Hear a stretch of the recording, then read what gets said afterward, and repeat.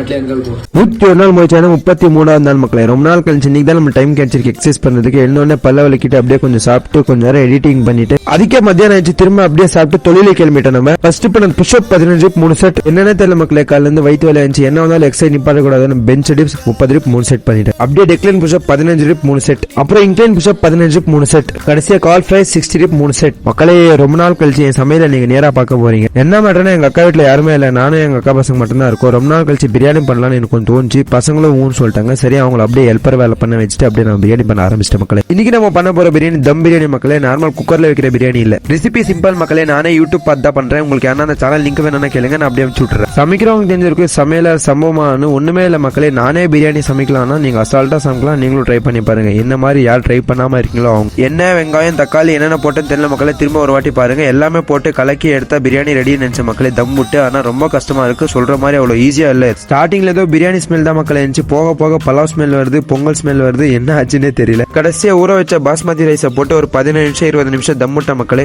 அப்பதான் எனக்கு உயிர் வந்துச்சு, பிரியாணிக்கு உயிர் வந்துச்சு. இதை பார்த்த பசங்களும் ஹாப்பி, நானும் ஹாப்பி. அப்படியே சாப்பிட்டு படுத்து தூங்கிட்டா பாய் மக்களே.